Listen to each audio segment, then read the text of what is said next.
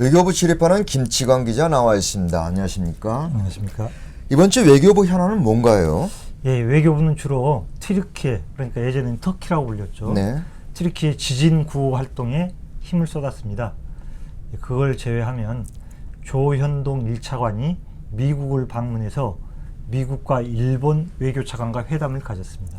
그렇다면 일본 외교차관도 미국을 방문했다는 거네요. 그렇습니다. 한미일 3국 외교차관이 워싱턴에서 회동을 했습니다.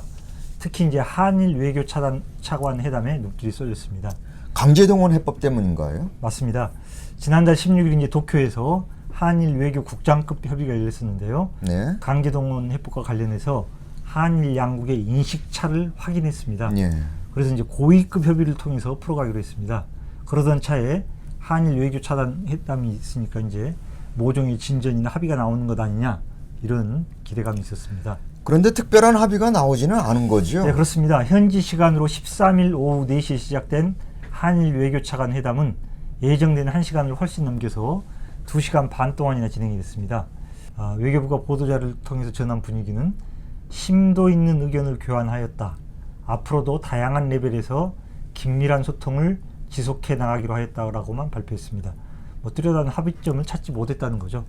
합의점을 찾지 못했는데 회담 시간이 그렇게 길어진 이유는 뭐라고 봐야 하나요? 예, 외교부 고위 관계자가 이제 워싱턴 특파원들을 만나서 이렇게 이야기했습니다. 논의가 길어졌다는 것은 결론에 이르지는 못했다는 이야기도 되니까 아직도 우리가 협의를 더 해야 될 것으로 본다. 이렇게 말했습니다. 사실 한일 국장급 협의에서 서로 할 말은 다 했고 결국 정치적 타결만 남았다고 하지 않았나요? 맞습니다. 결국 정치적 결단을 누가 하느냐의 문제가 남은 셈인데요. 이른바 폭탄 돌리기 게임이 진행되고 있는 것 아니냐 이런 관측이 나오고 있습니다.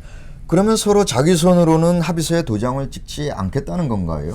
좀 더 지켜봐야겠지만 국장급 협의에서 이제 양국 간 의견차를 확인하는 것까지만 하고 더 고위급에서 정치적 결단을 내려야 하는데 보통 이제 고위급이라 하면 외교부 차관, 외교부 장관, 국가안보실장, 대통령 순으로 볼 수 있습니다. 대통령실에서는 가급적 외교부 차원에서 마무리해 주기를 바랄 것이지만 조현동 차관이나 박진 장관 입장에서는 총대를 메고 싶지 않지 않겠느냐 이렇게 관측이 나오고 있습니다.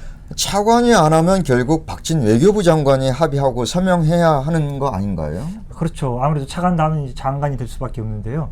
그래서 이번에 미넨 안보회의가 주목을 받고 있습니다.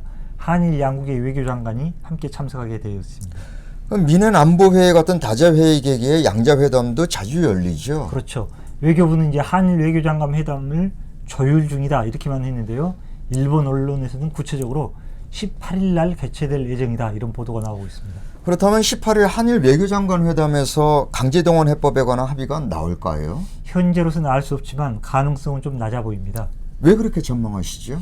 일단 다자회의 계기에 양자회담을 한다는 것은 작정하고 충분한 시간을 할애할 수는 있겠지만 대체로는 짧고 가볍게 하는 것이 관례입니다. 그러나 회담 형식보다 더 중요한 것은 정치인 박진 장관이 과연 폭탄을 떠안을 가능성이 있냐 그렇게 본다면 좀 낮은 편이 아닌가 이렇게 분석들이 나오고 있습니다. 정치인 박진이 굴욕적인 내용이 포함된 강제동원 합의서에 서명할 가능성이 낮다고 전망하는 거군요. 그렇습니다. 우리 국민들의 정서상 일본에게 일방적으로 양보하는 굴욕적인 합의문에 서명을 한다는 것은 엄청난 그 후폭풍을 감수하겠다는 것이고요. 네. 이것은 친일 정치인이라는 딱지를 이제 달게 된다는 뜻이 됩니다. 그렇겠죠. 더구나 이제 갈수록 국민 여론이나 국회 분위기도 굴욕적 합의에 대해서 우려 내지는 성토가 나오고 있는 중입니다. 국회에서도 움직임이 일고 있죠. 그렇습니다. 오늘 그러니까 16일 오전에 국회의원회관에서 일본 강제동원 사죄와 전범기업 직접 배상 이행을 촉구하는 의원 모임이 발족했습니다. 약칭으로는 강제동원 의원 모임입니다. 네. 이 의원 모임에서 피해자 양금덕 할머니와 간담회를 진행했습니다. 그래서 이제 사죄와 전범기업의 직접 배상 이것을 훨씬 더 강력하게 촉구하고 있는 중입니다.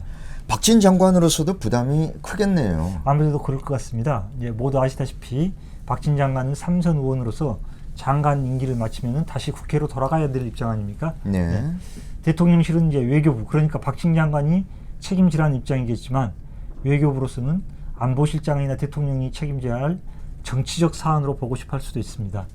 특히 아직 정치적 포부를 접지 않은 박진 장관의 경우에는 친일 정치인이라는 프레임이 씌워지는 것을 감수할까? 그러기에는 좀 무리가 아닐까? 이런 판단들이 있는 것 같습니다. 결국은 폭탄 돌리기에서 마지막에 누가 폭탄을 땄느냐를 지켜볼 수밖에 없겠네요. 네, 그렇습니다. 다른 정치적 사안에서 이제 대통령실의 행태를 보자면 박진 장관을 이제 대놓고 압박을 하거나 심지어는 뭐 교체할 가능성도 현재로서는 배제할 수 없는 상황입니다. 네. 이제 박진 장관과 윤석열 대통령의 고민이 깊어질 수밖에 없는 그런 상황인 것 같습니다. 흥미롭게 지켜봐야 되겠네요. 오늘 말씀 잘 들었습니다. 수고하셨습니다. 수고하셨습니다. 외교부 출입하는 김치광 기자였습니다.